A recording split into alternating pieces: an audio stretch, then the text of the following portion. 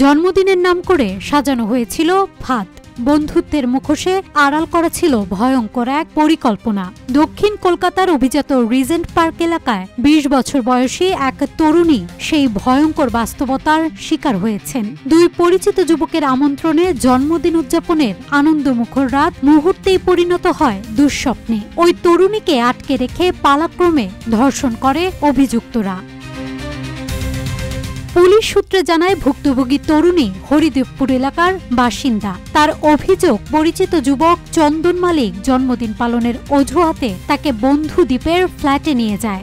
সেখানে খাবারের পর যখন তিনি বাড়ি ফিরতে চান, তখন দরজা বন্ধ করে পালাক্রমে তাকে নির্যাতন করা হয়। শনিবার সকাল 10:30টার দিকে কোনোভাবে সেখান থেকে পালিয়ে গিয়ে তিনি পরিবারের কাছে বিষয়টি জানান। পরবর্তীতে থানায় এফআইআর দায়ের করা হয়।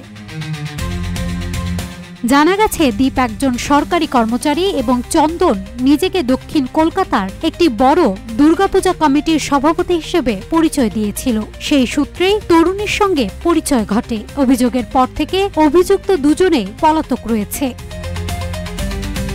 কলকাতা নারীদের জন্য তুলনামূলকভাবে নিরাপদ শহর হিসেবে পরিচিত হলেও সাম্প্রতিক সময়ে একের পর এক যৌন নির্যাতনের ঘটনায় প্রশ্ন উঠছে নারীর নিরাপত্তা নিয়ে।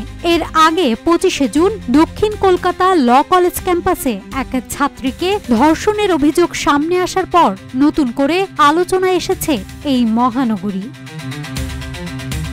নিউজ ডেস্ক, রূপালী বাংলাদেশ।